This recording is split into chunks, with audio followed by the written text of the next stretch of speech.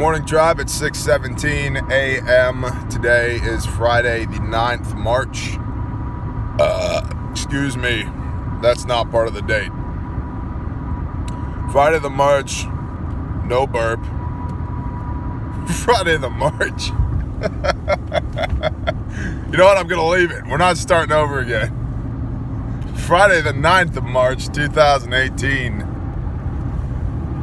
Central Standard Time. We are northbound to the shop.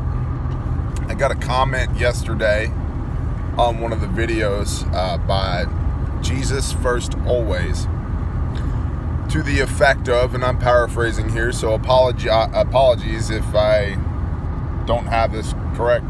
Oh, concrete truck over there. A pump truck. Trust me, it's a pump truck. We're fixing to pour a slab. Sorry, squirrel.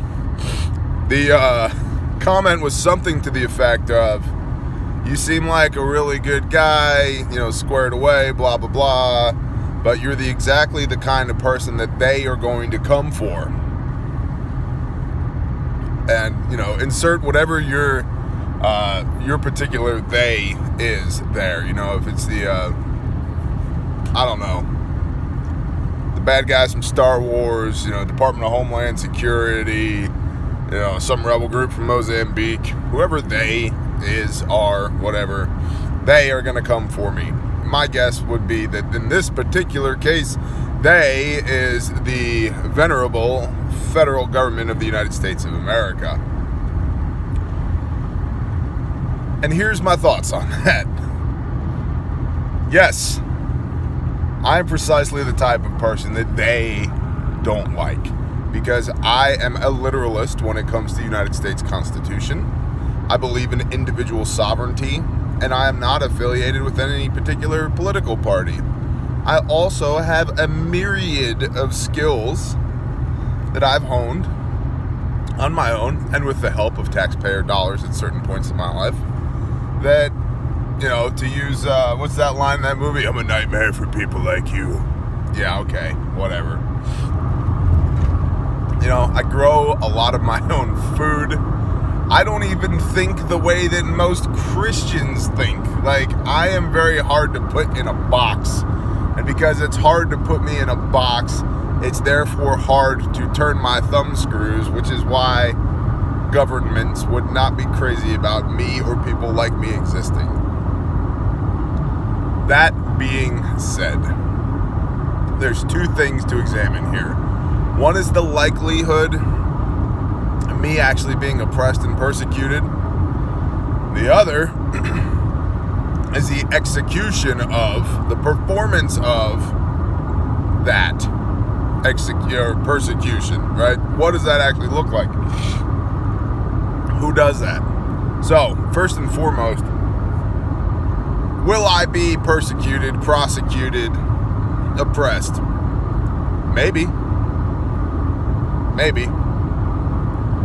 It's all a timing thing. Book of Revelation, you get into the last days, and yeah, absolutely, I will be oppressed for what I believe. Got a news flash for you, though. There's no American Christian that can cry oppression while there are Syrian Christians literally having their heads cut off with dull swords. So, just so we're all on the same page here, the guy with the biggest pair of balls on the planet was the second guy that raised his hand after they lopped the first guy's head off and said, "Is anybody else here a Christian?" Right here, bro. Do it. That guy had some stones. And that is a valuable life lesson, regardless of what your belief structure or spirituality is. That guy had some stones. So we as Americans don't get to cry oppression. Oh, the federal government said that the people should bake a cake for the gay people. Yeah, I agree. That's a problem. But that's more of a problem with government force and overreach than it is with religion. I would also say, do not confuse your man-made religion for God-made spirituality. That's all. So will I be oppressed? Yeah, it depends on the timing. If we're going to go the biblical route, we're going to go the socio-economical political route. Maybe. It also depends on the timing. right? There's a likelihood, I believe, that probably within the next decade, this whole thing all falls apart. And we don't get to hang out on YouTube anymore. It's hopefully by then you've built your tribe and built your skills. And when I say within the next decade, it could be 80 years from now, it could be never, and it could be tomorrow, or it could be 3 seconds from now. Maybe. There's very few hard and fast rules in life. Most of what we do is manage expectations and mitigate risks. Or that's what we should be doing, and that's what preparedness is. Managing expectations, which I submit everybody needs to get better at, but especially preppers, because we expect that we're going to walk out in the woods with a fig leaf over our junk and a broadsword, and we're going to build, a Shangri-La in the wilderness. Probably not, bro. Probably not. But manage expectations, right? What are you going to get out of this, and what is that really going to look like? So I don't know. Will I be oppressed by the government? Maybe. Okay, what does that look like? I got a news flash for you. The government and the Department of Defense, the military, are not all the same thing. Let's say there's a second American Revolution, right? Which is possible. It's entirely possible. I don't know if it's probable or likely, but it is definitely possible. Let's say there's a second American Revolution, and the people are revolting against the government. If the military gets involved on the side of the people, the government will cease to exist, says me. If the military gets involved on the side of the government, bad news, dude. Bad news if you're a civilian. If you're one of these grass eaters out here just trying to live your life, it's bad news for anybody, or regardless of what happens, because fence sitters get picked off the fence. So choose a side. And a lot of people say, the military would never do that, man. Yeah, I agree. But I don't know if you've noticed, as technology advances, it takes less human beings to perform the same amount of work. Whether that work is, forging and milling steel as an export for the United States, or, carrying out war. It takes fewer people. And we're not going to get into the whole Obama-era purge of high-ranking military officials and blah, blah, blah, blah, blah. But it takes fewer people than you believe. It's also possible that there's some type of coup within the military structure, and half of it goes this way and half of it goes that way. Why is that important? It's important because if it's me and my tribe versus, let's say, the Department of Homeland Security in small groups, we stand a fighting chance. And in my mind, we stand a very good chance. Not that I have any desire, just so we're all on the same page here, YouTube, I have no desire for this conflict. These are all hypotheticals. However, if it's me and certain alphabet soup agencies engaged in battle with one another, there's a good chance. Once the military gets involved, the ability that the military has to bring hate in such a profound level with such speed and accuracy, forget it. 1A10 will wreck your town before you knew it ever happened. It's over. And that's to say nothing of serious munitions, tactical nukes and stuff like that. I don't think the government wants to nuke its own people. I don't think the government is that. I'm more of a giant, lethargic, just useless opinion of the government rather than, a nefarious, plotting, evil opinion of the government. But to each their own. And the government is a lot of people. In the macro, the government is stupid and bureaucratic and bumbling and useless and slow and ineffective and wasteful. In the micro, and this is important, this is a life lesson, in the micro, never underestimate the ability of a small group of highly motivated individuals to get shit done. Never. And when you have a large, extremely large bureaucracy, it creates tons of plausible deniability for small, highly motivated groups. It creates the space with which they need to operate in. Believe me. So, it all depends. Are they gonna come for me? Yeah, maybe. Good morning. Fire chief. It's a fire chief.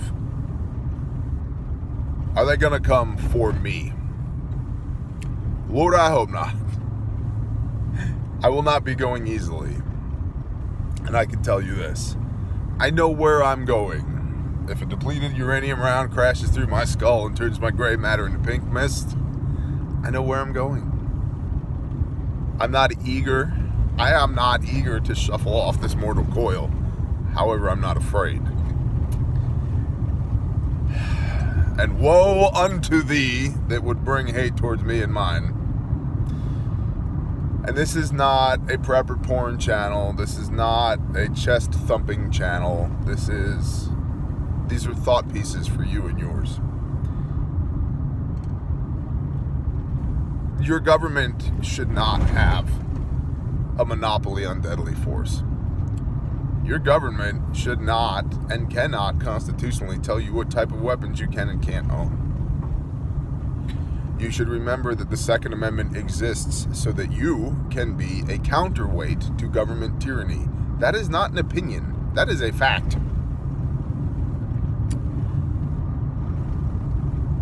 It is extremely important that sheepdogs exist.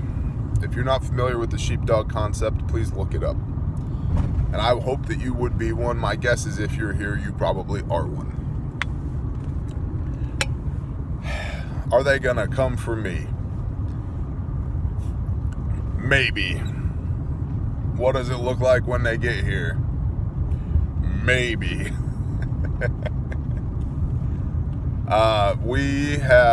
The United States, we have fought and been mired in stalemate in four conflicts since and including the Vietnam War, where guerrilla warfare and tactics have stymied the most powerful, most technologically advanced military in the world. Ours. So, there's something to be said for a bunch of dudes with rifles and magazines and chest rigs that know the area of operations like the back of their hands, have local support, are well trained, well equipped, and well organized. There's something to be said for that.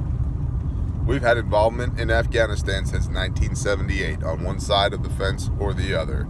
That is 40 years. 40 years. We have been involved in an active military campaign in Afghanistan since 2001. 17 years. We are not going to be done in Afghanistan anytime soon. So, it is entirely possible to run a successful insurgency against the United States government.